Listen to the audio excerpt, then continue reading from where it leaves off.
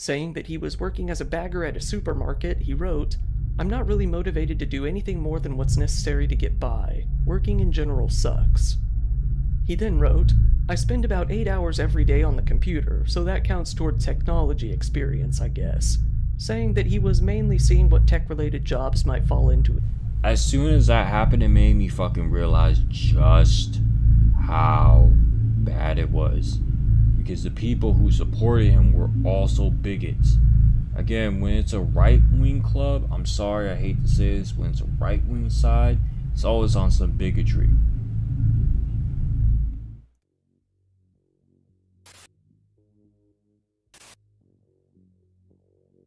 As a deranged young boy grew up threatening his classmates in clearly violent ways, nobody really wanted anything to do with him.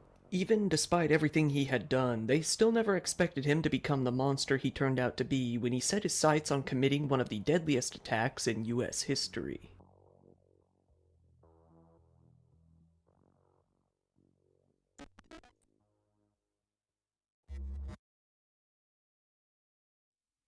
Time and time again, we see a lot of cases where the perpetrator really checks a lot of boxes in hindsight. It could be mental illness, social isolation, interaction with terrible communities, or even all of the above. Most of the time, though, to the people around them, a lot of the warning signs are so spread apart that they go unnoticed or unseen entirely. In this case, though, the mental decline was seen to start happening from a very young age, so let's start at the very beginning.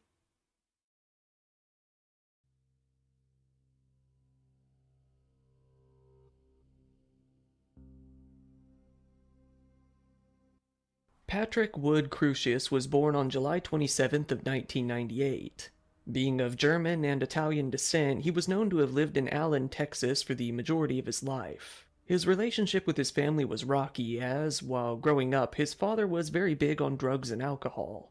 To be specific, he had a good appetite for abusing benzos, antidepressants, Vicodin, and different ADHD drugs.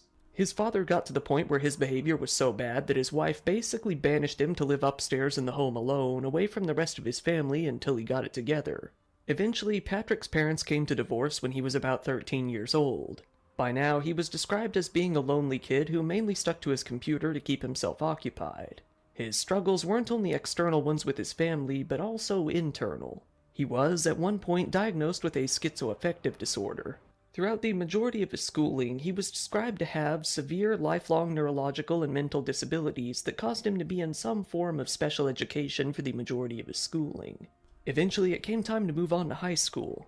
After he began to attend Liberty High in Frisco and later Plano Senior High, the other students immediately began to feel that something was off about him.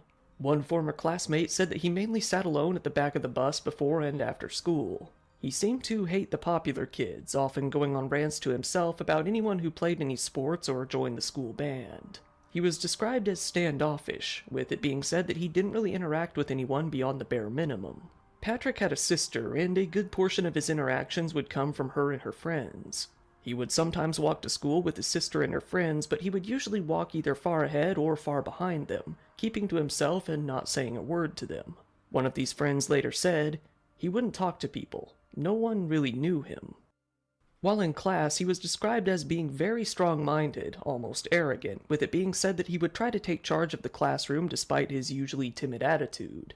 However, he would only grow angry when other students would refuse to listen to him. They wouldn't even work with him on group projects, saying that he was too angry and irritable. To make matters worse, the other kids would often pick on him because he spoke in a strange manner and wore what appeared to be very old hand-me-down clothes.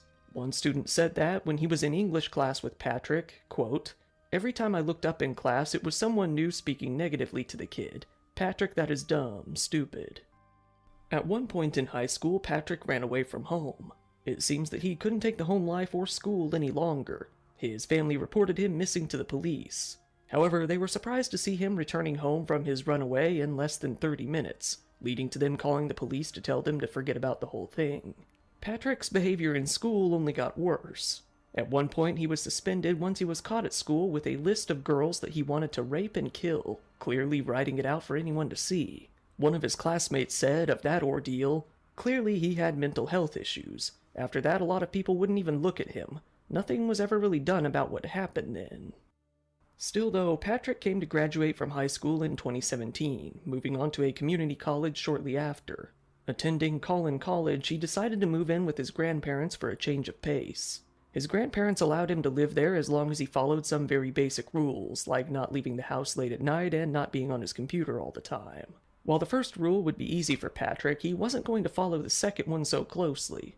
Around this time, he only grew more invested in the online side of his life.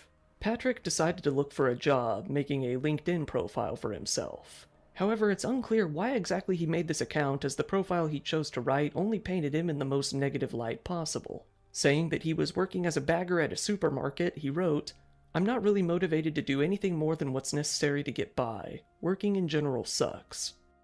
He then wrote, "I spend about 8 hours every day on the computer, so that counts toward technology experience, I guess," saying that he was mainly seeing what tech-related jobs might fall into his lap.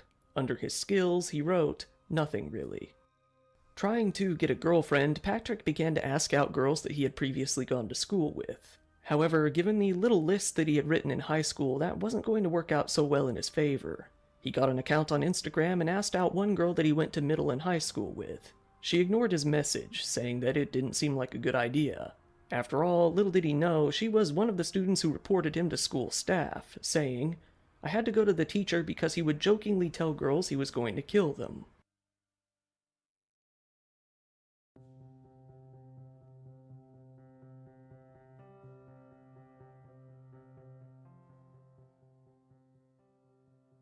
Patrick made an account on most of the average forms of social media, like Facebook, Twitter, and Instagram. Like a lot of people these days, he mainly used these platforms to spew an endless stream of politics to anyone who would listen. At first, he just seemed like an average Republican, sharing a lot of posts that most people wouldn't find to be anything out of the ordinary. He was political for sure, but at first it was nothing really hateful or controversial.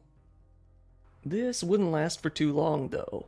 As Patrick began to see a demographic shift in his hometown, he began to grow hateful. While he was younger, the population in Patrick's hometown was about 83% white. However, now in adulthood, that had shifted. With growing Latin and Asian populations, the percentage of white people fell to about 59%. Patrick, for whatever reason, hated seeing this. When Donald Trump ran for office in 2016, Patrick became a huge fan pretty quickly. He started going crazy with politics all over social media, posting hashtags like "Build the Wall," "No Sanctuary Cities," "Keep Gitmo Open," and "Ban Syrian Refugees" everywhere he would go. More concerningly, he began to use a photo of Dylan Roof, a man from South Carolina who shot up the Charleston church in a bid to kill as many black people as possible. Admiring killers like Dylan Roof, Patrick wanted to get some gear of his very own.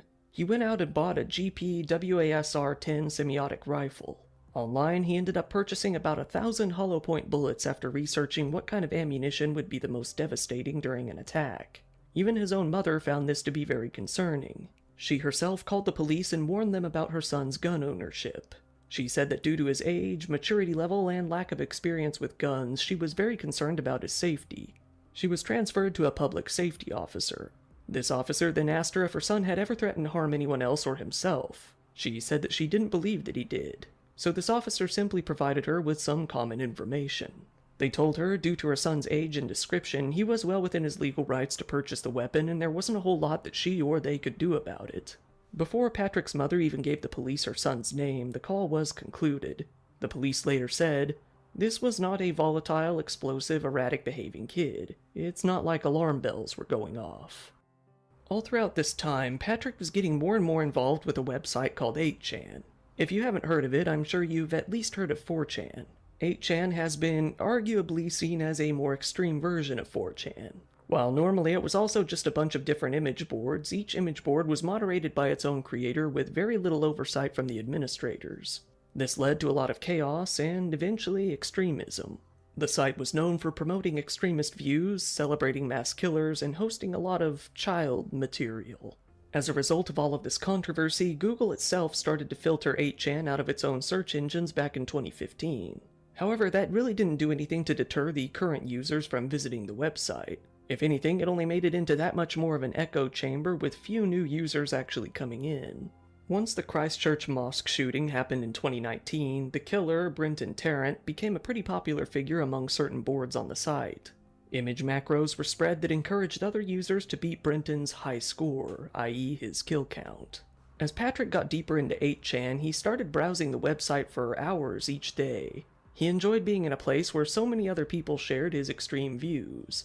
As he became more involved, he came to admire mass killers much more than he ever did before. While he had always wanted to kill people as far back as middle and high school, he was heavily considering carrying out some sort of attack on his own now. He began to research what kind of gear he might want to use in such an attack even more.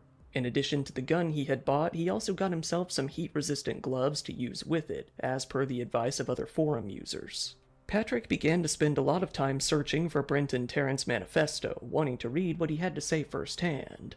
Although he couldn't find it himself, his sister was able to. She sent it to him, not understanding why he wanted it so badly. Once he read it, he was inspired in the worst way possible. Patrick wanted to do the same thing himself. While he didn't really seem to share the same hatred for Muslims, he could see him carrying out an attack on the Hispanic people that he hated so much. He wanted to start off by writing a manifesto of his very own. He titled this manifesto The Inconvenient Truth, a title likely ripped off from the documentary of a similar name about global warming.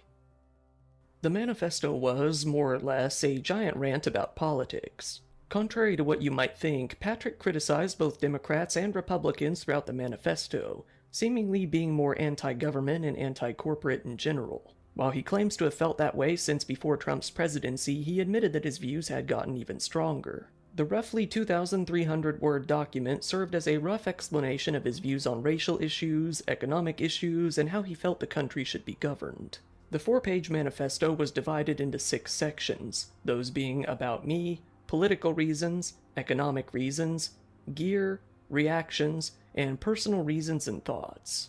In the first section, About Me, Patrick quickly explained that he supported the Christchurch shooter and his manifesto.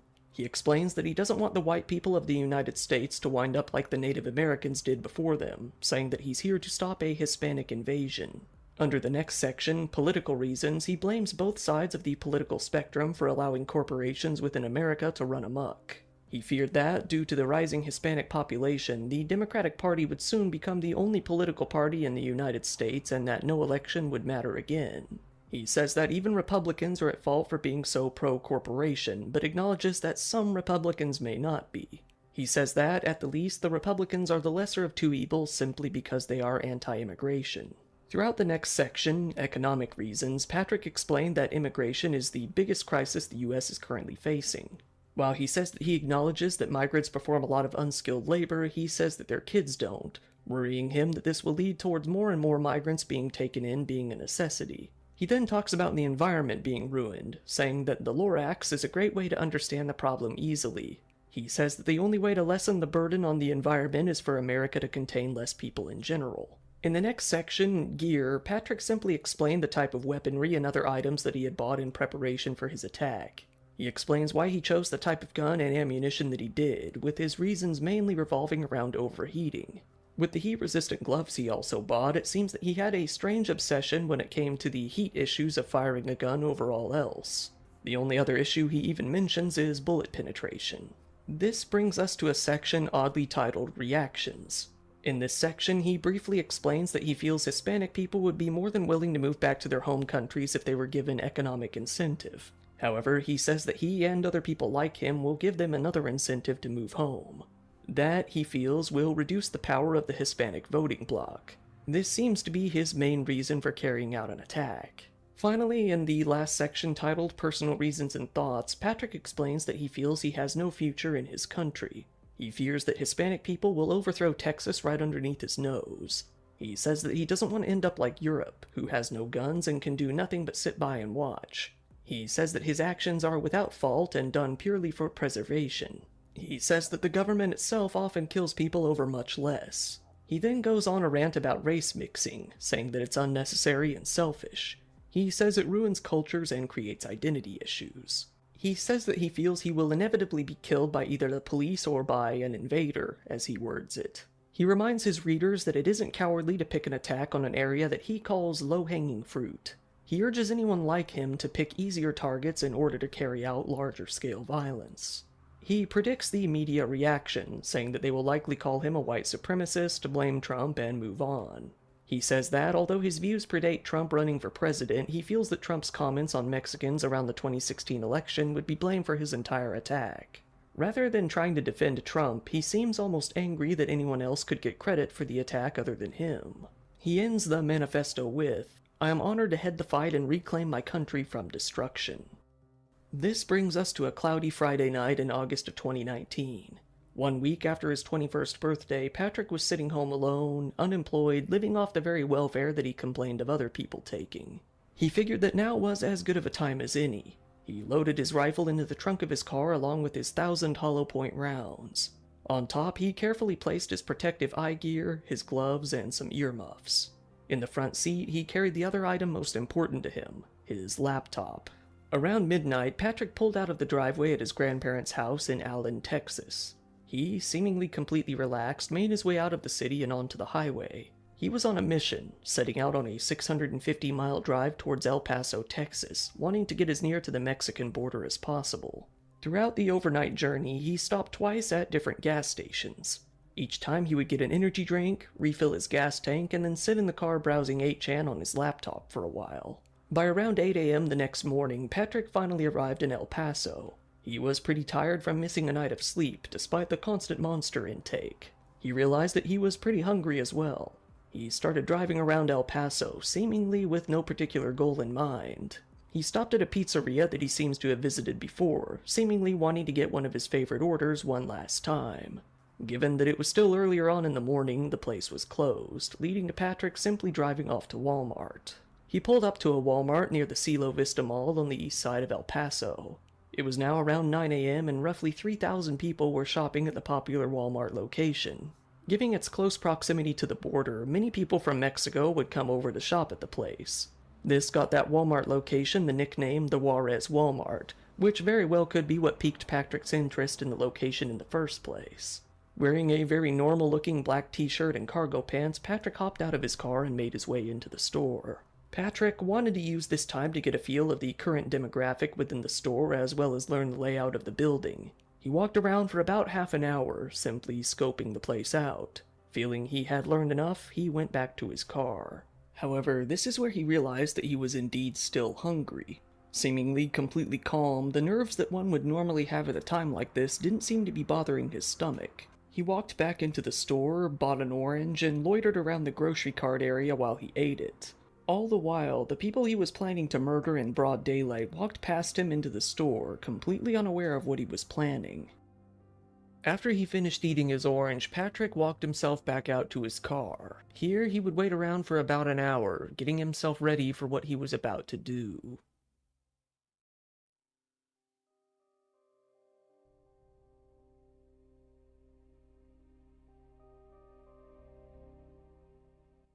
It was now around 10:15 a.m. Patrick was sitting in his car, checking out 8chan on his laptop. This time, it wasn't merely to browse. This time, he started a thread of his own called It's Time. With some vague text that implied he was about to commit some sort of attack, he attached a PDF file. However, he made a mistake. Instead of attaching his manifesto like he had planned, he accidentally attached a disciplinary note from his college that he had gotten for showing up to class drunk. He quickly realized this mistake, made a reply, and uploaded the correct PDF file containing his manifesto. The manifesto was available to view on 8chan starting at 10:15 a.m. The original post only garnered a few responses.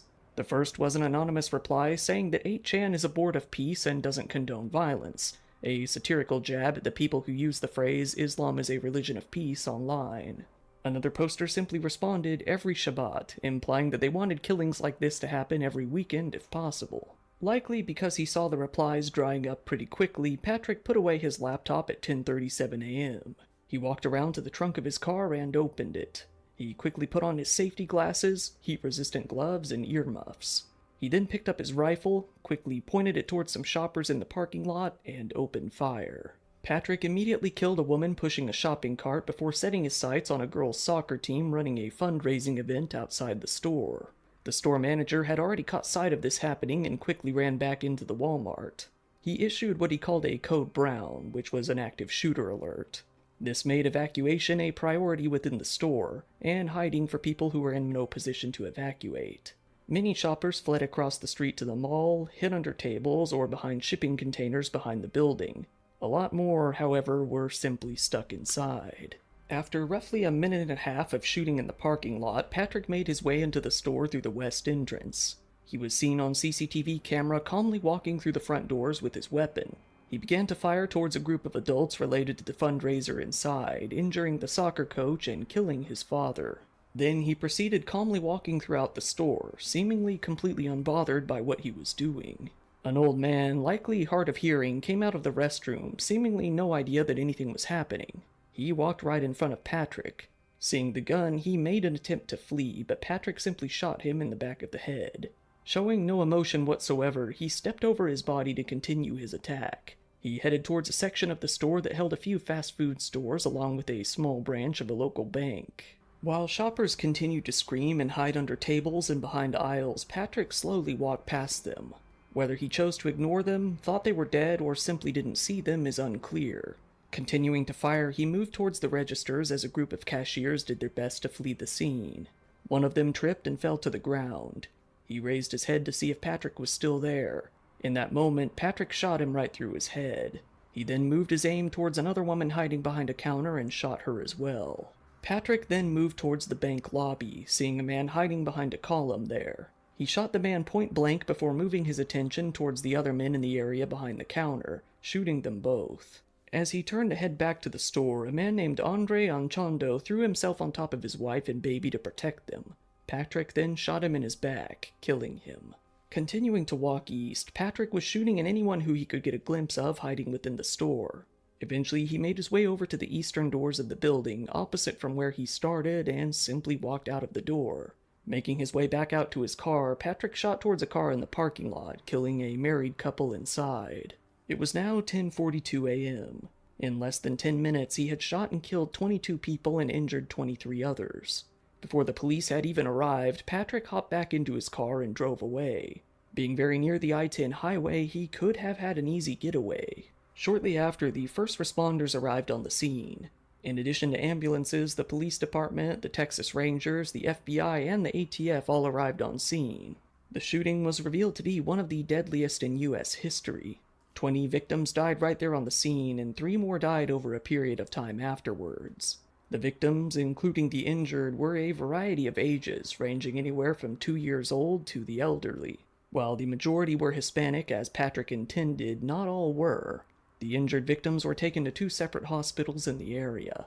The victims were Andre Anchondo, age 23, Jordan Anchondo, age 24, Arturo Benavides, 60, Leonardo Campos, 41, Angie Inglesby, 86, Maria Flores, 77, Raul Flores, 83, Jorge Calvillo Garcia, 61, Adolfo Cerros Hernandez, 68, Alexander Gerard Hoffman, 66, David Johnson, 63, Luis Alfonso Juarez, 90, Maria Eugenia Lagareta Rothe, 58, Maribel Loya, 56, Ivan Filiberto Manzano, 46, Elsa Mendoza Marquez, 57, Gloria Irma Marquez, 61, Margie Record, 63, Sarah Esther Regalado Moriel, 66, Javier Rodriguez, 15, Teresa Sanchez, 82, and Juan Velasquez, age 77. Another man, Guillermo Memo Garcia, a 36-year-old man, went on to die much later as a direct result of his injuries. As the police cleared the scene, they evacuated the nearby mall as well. They weren't sure if the killer had made his way across the street to continue his rampage there. Little did they know, Patrick was already long gone. However, his next move would prove to be one that nobody would expect. Rather than flee the scene and get back onto the highway, Patrick instead turned his car around and headed back towards the Walmart. On his way, he ended up at a busy intersection. Here, there were some police and ambulances behind him. He stopped his car, coming out with his hands up, and calmly told the police that he was the shooter. Nearby drivers were able to record him being arrested there on the spot and taken back to a police car. Patrick immediately waived his Miranda rights and confessed everything to the police, saying that he had been targeting the Mexicans at the store.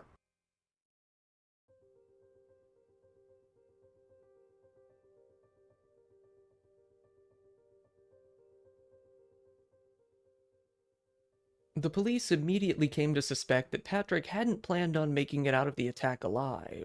In fact, he had previously written that surviving and being captured would be a much worse fate. He said that he didn't want to survive and see his own family come to despise him, much less face the death penalty. Shortly after, users on 8chan came to see that Patrick really was indeed planning to commit an attack when he made the previous post. Some commenters replied, "That's our guy," in support of what he did, while the moderators quickly scrubbed his post and manifesto, hoping to get rid of it before the site was under even more heat than it already was. Other users quickly re-uploaded it. Others doubted that the manifesto was real, saying that it seemed so low effort that it was probably fake. Others, however, were seemingly impressed with his kill count, saying, "Is nobody going to check these incredible digits?" Shortly after the attack, Cloudflare, an anti-DDoS attack application, terminated their security of 8chan, leaving the website very vulnerable to attacks. Shortly after, the provider that 8chan rented their servers from, Voxility, decided to discontinue their service as well. The website was taken completely offline. However, it wasn't too long before the website was back, this time on a Russian hosting provider with a different name, 8kun. It became clear fairly shortly after the attack that Patrick wasn't gaining the respect he wanted online. In fact, almost immediately he was turned into a living meme. A few of his photos were traced and used for a new Wojak meme, one that they would simply call the Chudjak. They chose a particularly goofy-looking photo that Patrick had inexplicably decided to use as his Facebook profile picture to do the job. Sometimes called the /poll face, with /poll being the political board of 4chan, the Wojak meme was used to mock people similar to him. In fact, the meme is still widely used to this day to mock users who share Patrick's views. The day after the attack, Patrick's grandparents' home was being raided. Given that it was his last known address, there was no doubt it was coming. Still, Patrick's grandfather got into an altercation with an FBI agent that showed up at his door, telling him to get the hell out. The grandparents, both in their mid-70s, refused to talk to the media initially. However, the next day they decided to make a brief statement, saying that they were devastated and praying for the victims. 2 days after the shooting, an employee from Walmart's corporate side sent out a memorandum to Walmart's whole e-commerce division, urging them to strike to force the company to stop selling guns. Walmart also sent a memo out to all of its stores, ordering them to remove any signs or posters that contained either violent themes or depictions of aggressive behavior. They also put together a fund of $400,000 to help the victims. The next month, the company did announce that it would stop selling ammunition for handguns and rifles in their stores in the US, as well as not allowing any more open carrying within the stores. Donald Trump spoke out about the attack as well, which immediately resulted in a lot of controversy.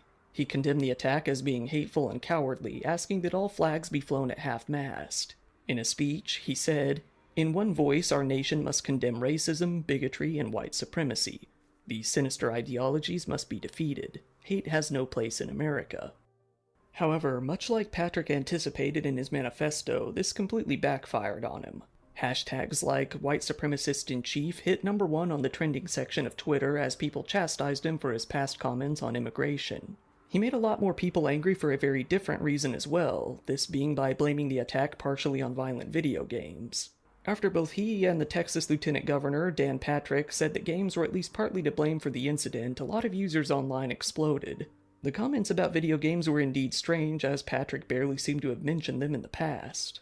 Several funeral homes, both in El Paso and across the border in Juarez, announced that they would be providing funeral expenses for free to show solidarity. A vigil was organized in Juarez as well, with quite a few people turning out to show their respects. Some of the funerals of the victims were also open for the public, allowing anyone who wanted to attend.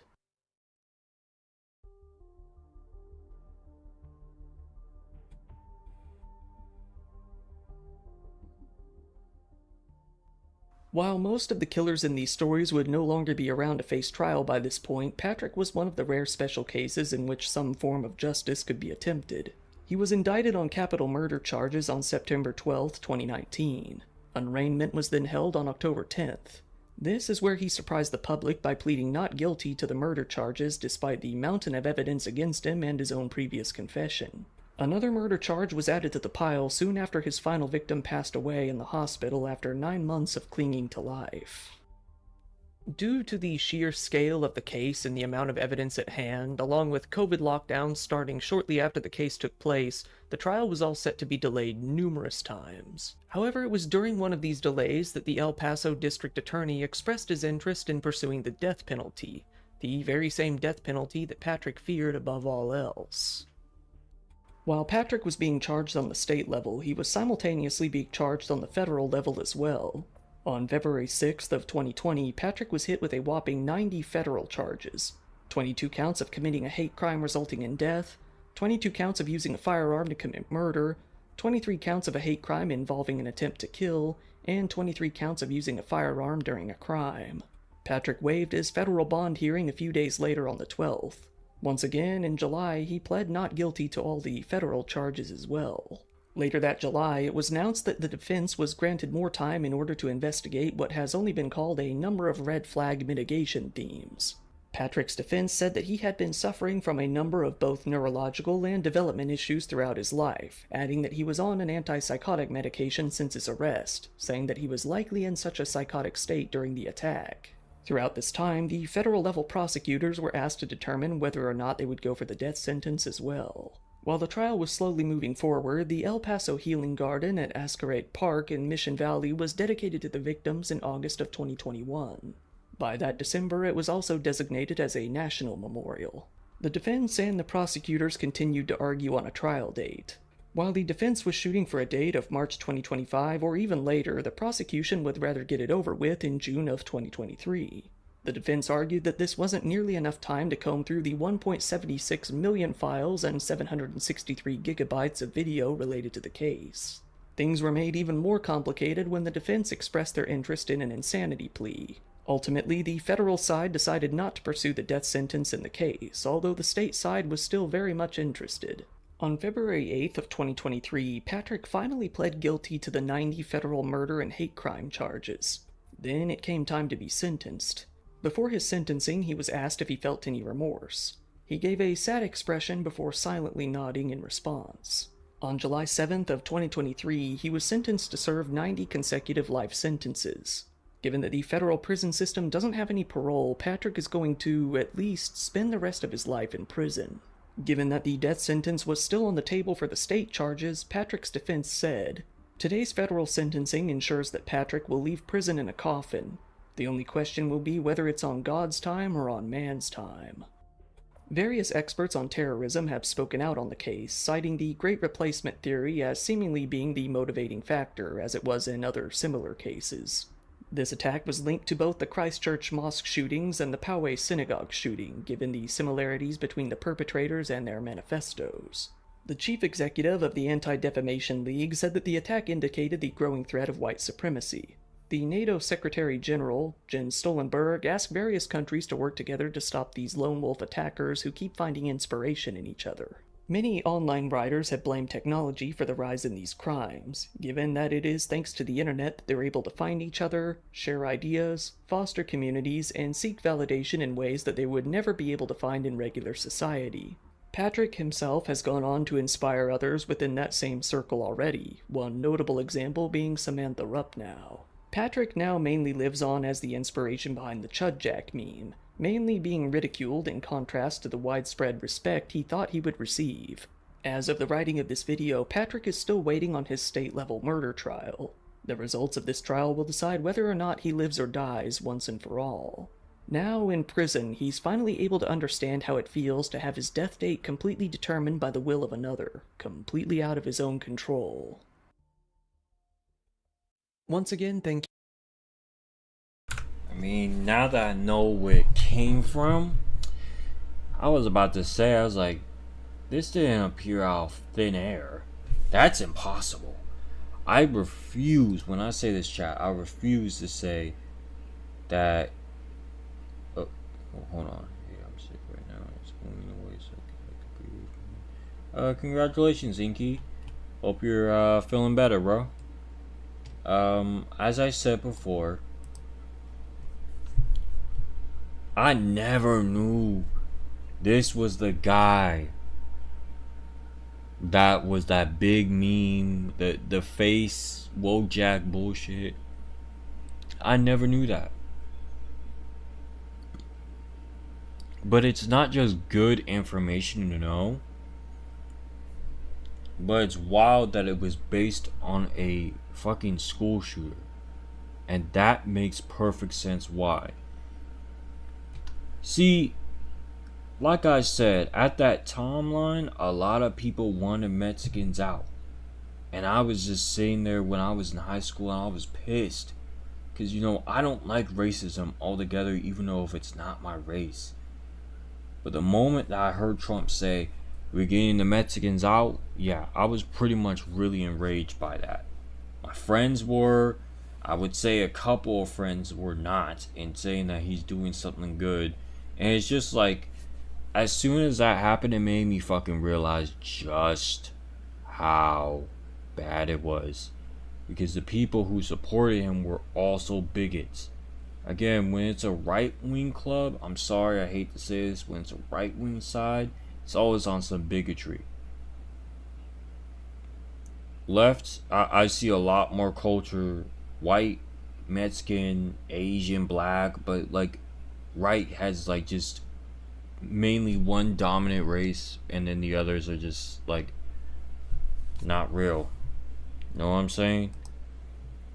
So basically, right? I didn't know this guy was one of those. As I said before. But now that we know his name and what it's based off of, good to know. Now, ladies and gentlemen, I want you guys to really analyze what we're looking at here. Because he really thought he was going to be on some memorial type shit. But you know what? He was low-key on memorial type shit. You know why? Here's what I'm going to tell you why. It's because, like Dire Trip said, a portion of people kinda supported him. And one jackass who was a rage-baiting piece of shit scumbag who's anonymous, that's why I hate 4chan, because it's for cowards, said the one thing I expected. Look at those digits though. Or those incredible digits though. That's how you know how stupid and low IQ how people who do mass shootings and shit are. Especially those who are fans of it. That's how you know how stupid they really are. They're so low IQ, man. These guys graduate with apparently degrees, but had the literacy of a middle school edgy teen that's literally thinking it's funny, and they're all like 28 or in their 20s, 30s, all sorts of shit. No, it's damn near scary that when you're just shopping, minding your own business, and you just hear guns blazing, we can all die. It's really fucking scary. That is so fucking scary to me. You don't even know what's in the back of you. You just... Oh my god. The mere thought of just walking into a Walmart, getting your groceries. You just go through the entrance, and the next moment some dude pulls out a gun, and you just feel things going right through your body. No, dude. Like, that has given me nightmares before. Even merely thinking about it, sometimes that gives me nightmares.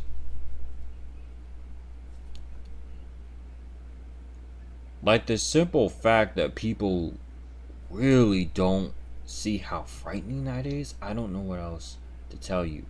And then it's the same motherfuckers that find it funny to try to piss people off when they're at their weakest. See, it's always a big problem with these individuals, you know what I'm saying? That they go out of their way to try and literally do fucked up shit and thinking it's still funny. The same school shooters, the same mass shooters. Oh, well, hopefully that person can do a better score next time. It's like, okay, we get it. This is why you're alone forever. Ladies and gentlemen, that's how you know certain people just don't deserve to be anonymous I'm telling you, there needs to be a system where it can break down where this quote-unquote anonymous people are at and find them. They don't deserve peace. They don't deserve to be hidden. They need to be seen for the world. They deserve to be chastised like they are meant to be. The fact that we haven't had any like system that actually sees who's typing from where and tracking it down, that pisses me off. Like, it's unfair. Someone like that gets to just sit there and get away with shit. That pisses me off. He's able to just be anonymously typing and rage baiting people, or more likely screw rage baiting, actually wants this to happen. That's unfair. That person needs to get punished. Look, guys, I'm just happy to know that this person didn't get what he wanted, truly. He may have been memorialized by many other sick fucks, but in the end of the day, he became a literal meme. So when he dies, ain't nobody, including myself, looking back. Deserved. But just know, Trump is mainly to blame for it. If you're literally having people based off of your ideologies and what you wanted done, someone's going to be stupid enough to do it. You would be surprised how many people are bold enough to commit actions like this. And they think about it every day. It's a pretty scary thought. Alright, guys. I'll see you guys in the next video, Legion. Don't let presidents and political ideologies control you. The moment you do that, the moment you lose everything. Keep your political bullshit out of your friendship. Just leave it alone. If you can't mentally handle it, just step out. You don't have to put yourself into it for no reason. Just step out. It's that simple. Stop trying to act like you want to do something for the country better, like you're really doing something when you're really not.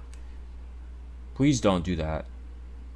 Just step out of the way and let the professionals handle it, because they're the ones who know how to do what needs to be done. You don't.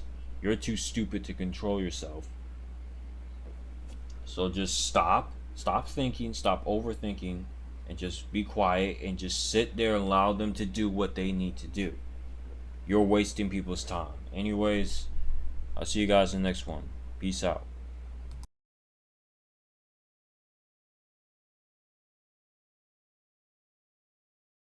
Hi, I'm Lucy Christian. I am the voice of Ochako Uraraka, and you should subscribe to Neusxanity's channel. Peace out!